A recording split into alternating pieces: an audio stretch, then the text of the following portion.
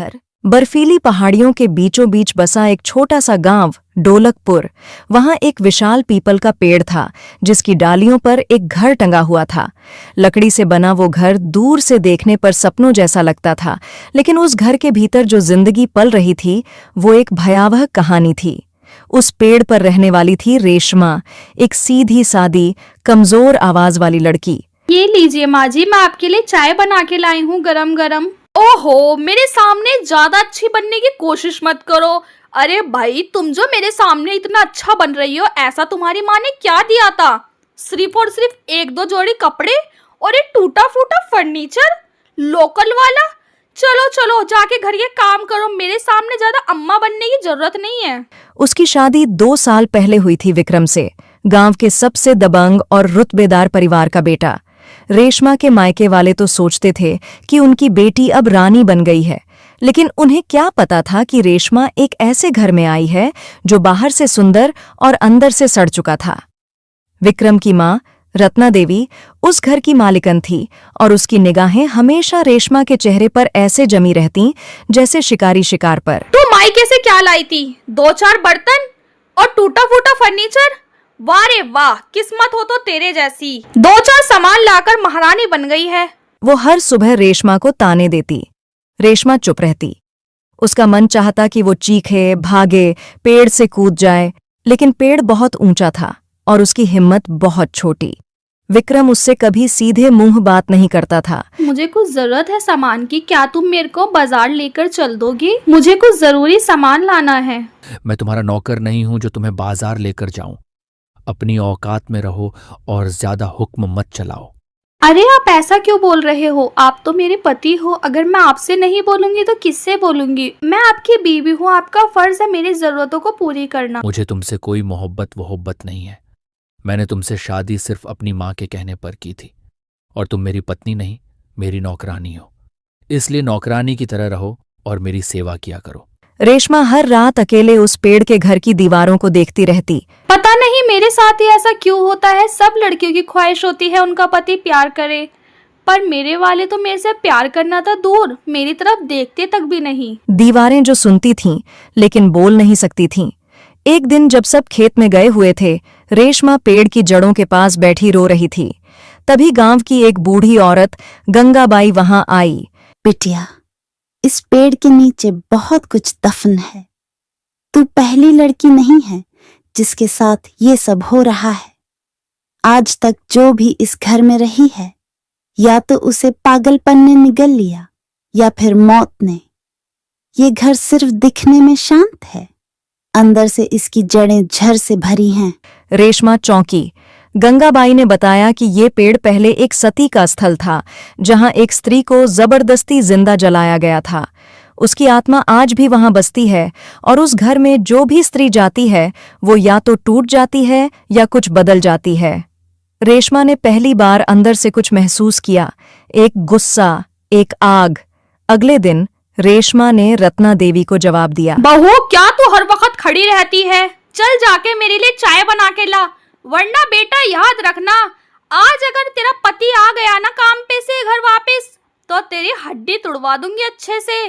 फिर मत कहना माँ जी ने पिटवा दिया। माँ जी, आपको बिल्कुल भी शर्म नहीं आती? आप ऐसा बोलते हो, आप खुद भी तो एक औरत हो। अगर आपका पति आपको ऐसे मारता तो आपको अच्छा लगता? और एक बात बताइए, मेरी माँ ने आपको दहेज में जहर दिया था क्या, जो आप हर वक्त मेरे पे उगलती रहती हो? रत्ना देवी चौंकी। पहली बार किसी ने उससे ऐसे बात की थी। विक्रम ने जब शाम को रेशमा को गुस्से से थप्पड़ मारना चाहा तो रेशमा ने उसकी कलाई पकड़ ली। खबरदार, अगर मेरे पे हाथ उठाने के बारे में सोचा भी, अगर इस बार मेरे पे हाथ उठाया ना किसी ने भी, तो इस बार मैं अपने आप को नहीं, तुम्हें खत्म कर दूंगी। उस रात रेशमा ने उसी सती की कहानी की किताब पढ़ी। उसने देखा कि पेड़ की हर डाल, हर पत्ता जैसे उसे पुकार रहा था। अचानक हवा तेज हुई, दरवाजा खुद ब खुद खुल गया।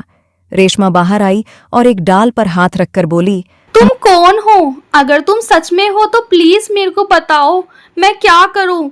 मुझे इस घर से मुक्ति चाहिए। अब मेरा यहाँ दम घुटने लगा है, मैं अब और नहीं रह सकती यहाँ। तभी बिजली चमकी और घर की एक दीवार से पुरानी चीजें गिर गईं। एक संदूक मिला जिसमें पुराने दस्तावेज थे। इस घर की असली मालिक रेशमा जैसी एक स्त्री थी, नैना, जिसे रत्ना देवी के पति ने मारकर दफना दिया था। सब कुछ कागजों में दर्ज था। अगले दिन रेशमा वो कागज लेकर गांव के सरपंच के पास गई। गांव में हड़कंप मच गया। रत्ना देवी और विक्रम की असलियत सबके सामने आई। जमीन पर कब्जा, स्त्रियों पर जुल्म और झूठा रुतबा। गांव वालों ने रेशमा का साथ दिया।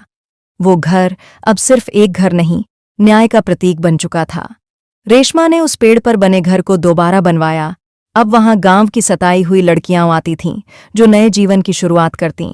रेशमा ने उस घर का नाम रखा नैना आश्रय। अब वहां सिर्फ लकड़ी की छत नहीं थी, बल्कि साहस की नींव थी। और हर रात जब रेशमा बैठकर पेड़ से नीचे देखती, उसे हवा में नैना की मुस्कान महसूस होती, जैसे कह रही हो, अब तू अकेली नहीं है, तूने हमें मुक्त किया। रेशमा अब भी उसी पेड़ के घर में रहती है, लेकिन अब वो डरती नहीं, क्योंकि अब वो जानती है कि दुनिया की सबसे बड़ी ताकत है एक औरत का जागना। गुस्सेल बहू की रसोई। पिंकी शहर की लड़की थी, तेज तर्रार, पढ़ी लिखी, लेकिन सबसे बड़ी बात, हर समय गुस्से में रहती थी। सास ने एक दिन हंसते हुए कहा, बेटा, सुबह की चाय बना दे। पिंकी भौहें चढ़ाकर बोली, मैं यहाँ नौकरानी नहीं हूँ, चाय पीनी है तो खुद बना लीजिए। लक्ष्मी देवी हक्की बक्की रह गईं। मनोज ने धीरे से समझाया, पिंकी, अम्मा से ऐसे बात मत करो। तो पिंकी ने उसे भी डपट दिया। जब मैं किचन में काम करती हूँ तब कोई बीच में बोले नहीं। पूरा घर रोज सुबह सुबह ऐसे ही पिंकी के गुस्से का शिकार होता। सब डरते थे कि बहू अब किस पर चिल्लाएगी। गांव में चर्चा पड़ोस की कमला चाची ने एक दिन चुटकी ली, लक्ष्मी, तेरी बहू तो बिजली की तरह गरम रहती है। खाना बनाए या न बनाए, मुंह से तो आग ही निकलती है। लक्ष्मी देवी ने मुंह बनाया। कहती है, मैं मॉडर्न लड़की हूँ, मुझे संस्कारों की क्लास मत दो। अब तू ही बता क्या करूँ। गुस्से वाली रसोई पिंकी जब रसोई में जाती तो बर्तन भी कांपने लगते। ये कुकर क्यों सीटी नहीं मार रहा? ये गैस इतनी धीमी क्यों जल रही है? सब कुछ घटिया है इस घर में।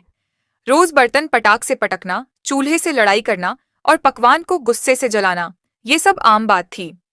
एक दिन उसने भरवां बैंगन बनाए, लेकिन जब लक्ष्मी देवी ने नमक कम होने की बात कही तो पिंकी आग बबूला हो गई। आपको तो कोई भी काम अच्छा नहीं लगता। मैं छोड़ रही हूँ खाना बनाना, क्योंकि कोई मेरी मेहनत को समझता ही नहीं। सबको बस शिकायत करनी है। पति की चुप्पी मनोज बेचारा बीच में फंसा रहता। कभी माँ की सुने तो बहू नाराज, बहू की सुने तो माँ दुखी। एक दिन उसने कहा, पिंकी, तुम इतनी गुस्से में क्यों रहती हो? सब तुम्हें समझाना चाहते हैं, तुम तो बस चिल्ला देती हो। पिंकी ने जवाब दिया, क्योंकि कोई मेरी मेहनत को समझता ही नहीं। सबको बस शिकायत करनी है। एक दिन गांव में महिला मंडल की प्रतियोगिता हुई। सबसे स्वादिष्ट रसोई। पिंकी को जबरदस्ती नामांकन करवा दिया गया। मैं कोई ड्रामा नहीं करूंगी, ये सब गांव की बेकार रस्में हैं। पर जब कमला चाची ने ताना मारा, अरे, गुस्से वाली बहू क्या पकाएगी, पकवान या भाप? तो पिंकी ने ठान लिया, अब तो मैं ही जीत कर दिखाऊंगी। पिंकी ने पहली बार बिना गुस्से के खाना बनाया। हलवा, पूरी, छोले और पनीर। उसने रसोई में ध्यान लगाया, सब्जियों से बातें की और पूरे दिल से पकाया। नतीजा, पहला इनाम उसी को मिला। सबने तारीफ की, वाह, इतना स्वाद, और वो भी बिना गुस्से के। पिंकी को एहसास हुआ, जब मन शांत हो तो खाना भी प्रेम से बनता है और जिंदगी भी। उस दिन के बाद से पिंकी का स्वभाव थोड़ा थोड़ा बदलने लगा। वो अब भी तेज बोलती, लेकिन गुस्से के बिना। सास ने हंसते हुए कहा, अब हमारी रसोई में मिर्ची सिर्फ सब्जियों में है, बहू के मिजाज में नहीं। सीमा की सास कमला देवी पुराने ख्यालों की और थोड़ी सख्त स्वभाव की थीं। उनका मानना था कि बहू अगर पूरे घर का काम बिना थके, बिना मुस्कुराए कर ले, तभी वह अच्छी बहू कहलाती है। शादी के कुछ ही दिनों बाद मोहल्ले की मीना आंटी मिलने आईं।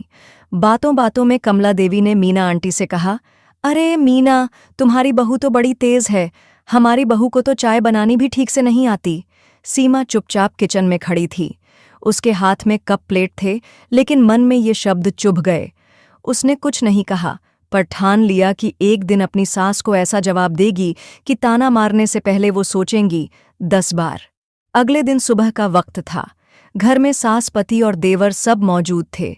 सीमा ने सोचा, आज चाय ऐसी बनाऊंगी कि सब उंगलियां चाटते रह जाएं। उसने सबसे पहले अदरक को अच्छे से कूटकर उबालना शुरू किया। चाय पत्ती सही मात्रा में, दूध गाढ़ा, चीनी संतुलित, मानो पूरा दिल डालकर चाय बना रही हो। चाय की खुशबू पूरे घर में फैल गई। कमला देवी ने कप उठाया, एक घूंट लिया और हल्की सी भौहें चढ़ाते हुए बोलीं, चाय तो ठीक है, लेकिन चीनी थोड़ी ज्यादा है। सीमा ने हल्के से मुस्कुराते हुए कहा, माँ जी, आज चीनी ज्यादा नहीं है, मिठास आपके तानों में कम है, इसलिए आपको मीठी लग रही है। घर में एक पल के लिए सन्नाटा छा गया। देवर ने हंसी रोकने के लिए मुंह फेर लिया, पति ने अखबार में चेहरा छुपा लिया और कमला देवी के चेहरे पर हल्की सी लाज झलक आई। कमला देवी ने कप रखते हुए कहा, चल, कल की चाय तू ही बनाएगी। उस दिन के बाद उन्होंने कभी बहू के सामने उसकी चाय पर ताना नहीं मारा, बल्कि मोहल्ले में कहने लगीं, हमारी बहू की चाय तो सबसे बढ़िया है।